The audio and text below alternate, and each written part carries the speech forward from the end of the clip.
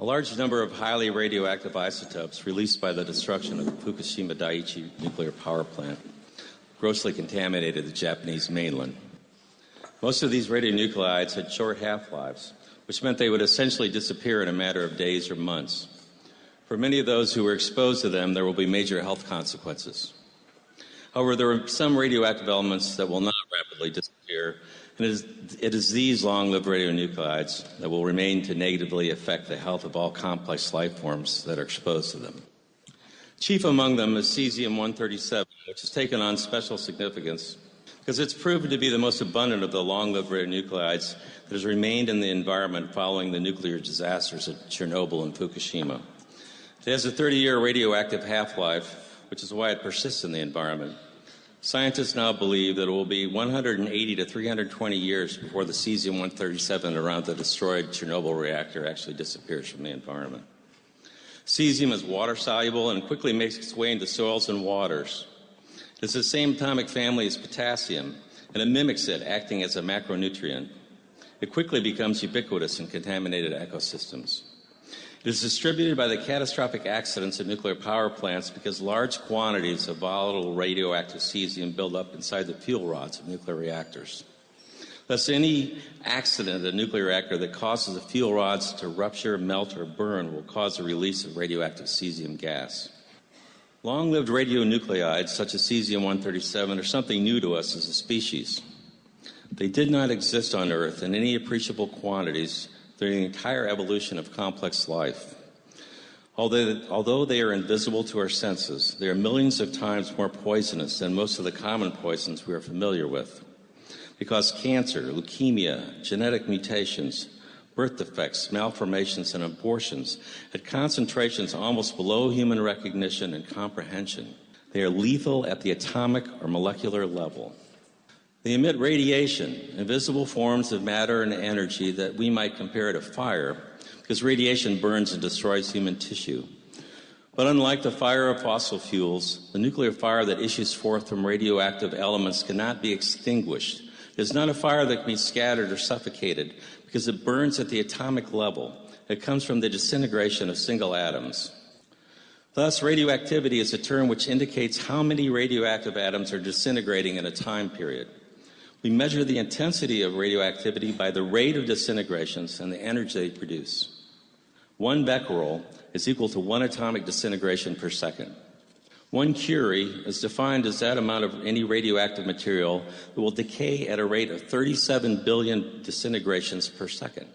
So 1 curie equals 37 billion becquerels. Sometimes these man-made radionuclides are compared to naturally occurring radionuclides, such as potassium-40, which is always found in bananas and other fruits. However, this is a false comparison, since naturally occurring radioactive elements are very weakly radioactive. In the charts from the labs that are in green up there, the radioactivity is described as a specific activity. Note that potassium-40 has a specific activity of 71 10-millionths of a curie per gram. Compare that to the 88 curies per gram for Cesium-137. It's like comparing a stick of dynamite to an atomic bomb. Highly radioactive fission products such as Cesium-137 and Strontium-90 emit 10 to 20 million times more radiation per unit volume than does potassium-40. So which one of these would you rather have in your bananas?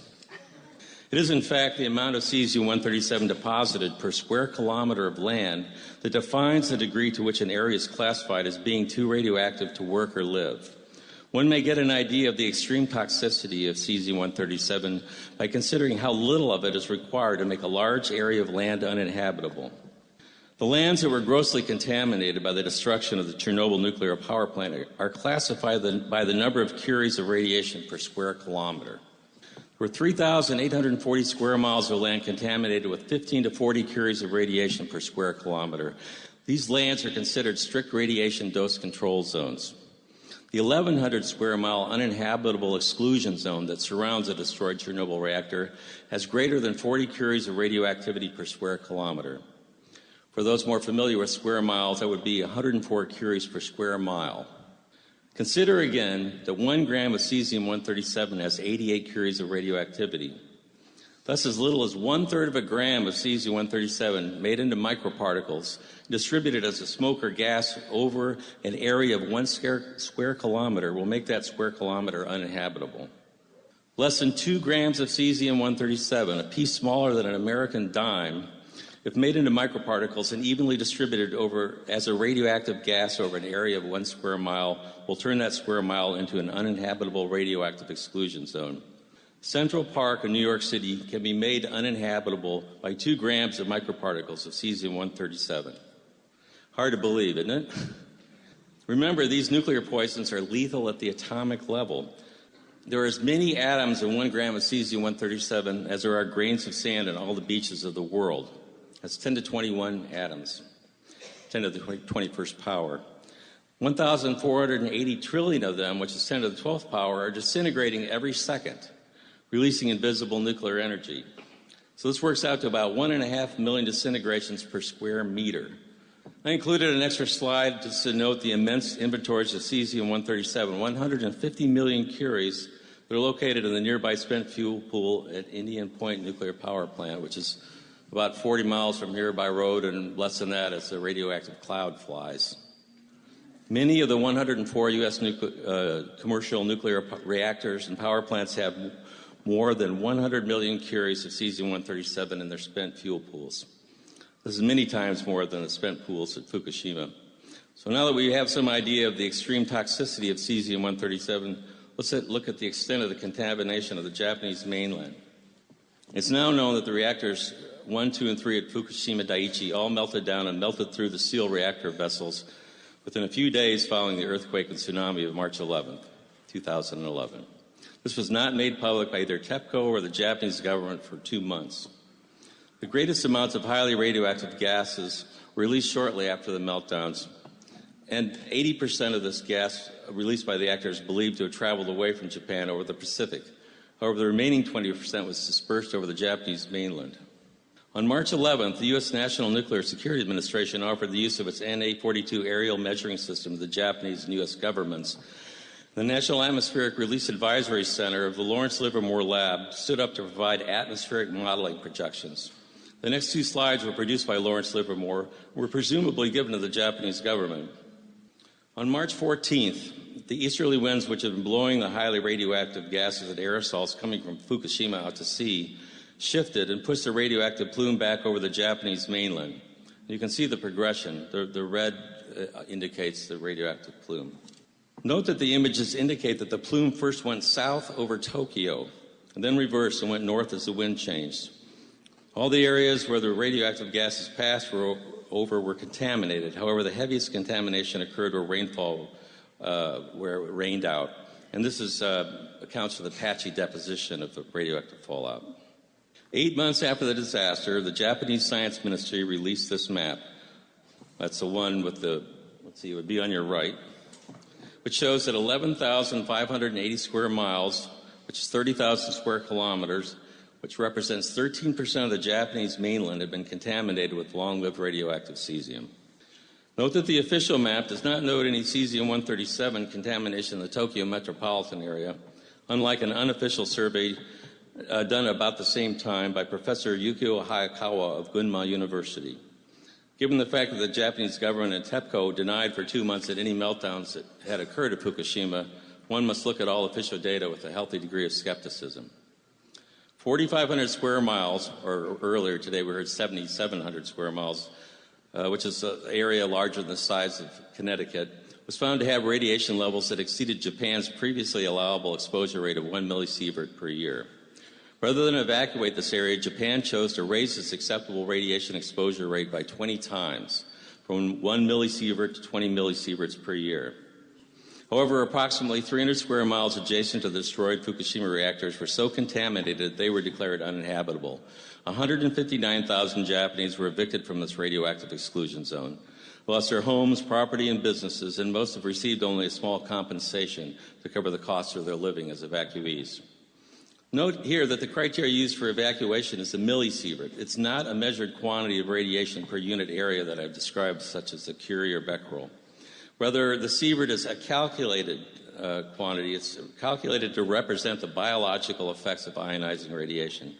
In other words, the millisievert is a derived number based on the mathematical models which are used to convert the absorbed dose to effective dose. So what is the increased health risk to Japanese based upon their exposure to 20 millisieverts per year? Let's examine the figures constructed on the basis of data published by the National Academy of Sciences. It was provided to me by Ian Goddard. The vertical y-axis is calibrated to the number of cancer cases per 100,000 age peers. And the horizontal x-axis depicts the age of the population beginning at 0 years and moving towards old age. Examine the allegedly safe dose of 20 millisieverts per year. As a result of this exposure, there will be about 1,000 additional cases of cancer in female infants and 500 cases of cancer in infant boys per 100,000 in their age groups. There will be an additional 100 cases of cancer in 30-year-old males in their age groups. Now, notice that children, especially girls, are at most risk from radiation-induced cancer. In fact, female infant has 7 times greater risk, and a 5-year-old girl has 5 times greater risk of getting a radiation-induced cancer than does a 30-year-old man. I want to note here that there's a great deal of controversy in regards to the accuracy of the methods used to arrive at the millisievert measurement, especially in regard to an accurate determination of the biological effects of an external versus internal exposure to ionizing radiation. That is, the effects of an exposure to a source of ionizing radiation that is external to the body versus an exposure that comes from the ingestion of radionuclides that provide a chronic, long-term internal exposure to living cells, which are adjacent to the radioactive atoms or particles. In the land surrounding Chernobyl and Fukushima, the primary route of internal exposure is through the ingestion of foodstuffs contaminated with Cesium-137, which tends to bioaccumulate in plants and animals.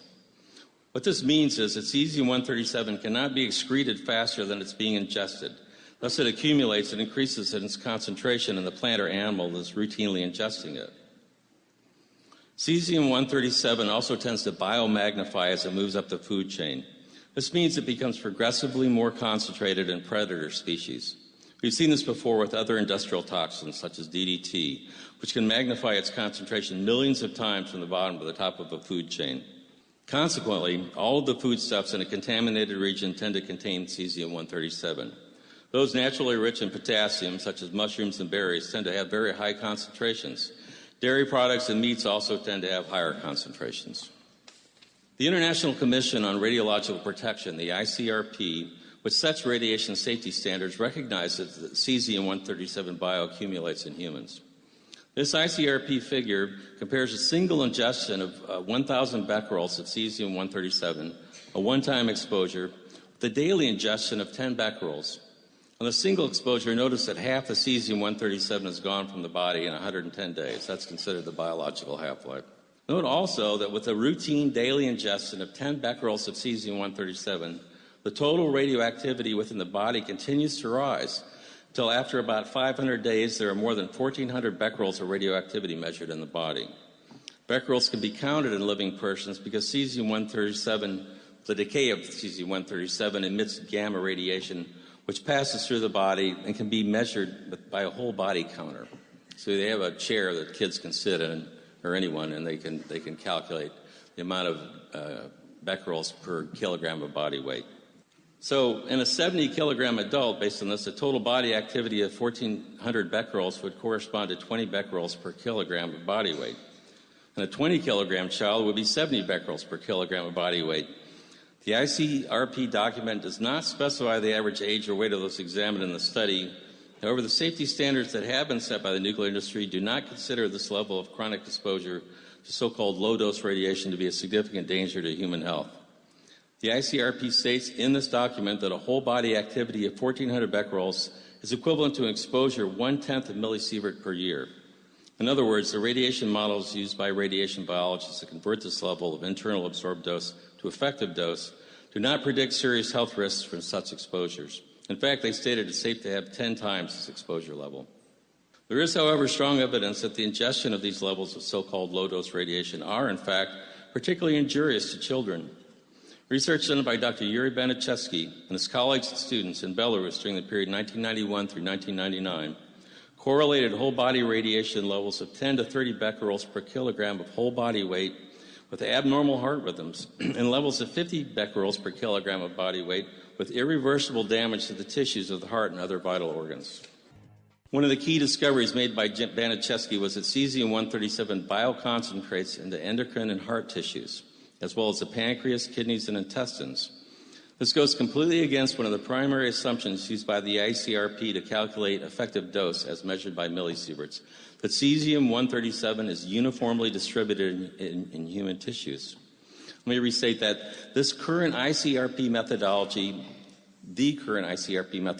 is to assume that the absorbed dose is uniformly distributed in human tissues. This is, in fact, not the case. This table, taken from Baniszewski's chronic Cesium-137 incorporation in children's organs, compares the radioactivity measured in 13 organs of 6 infants.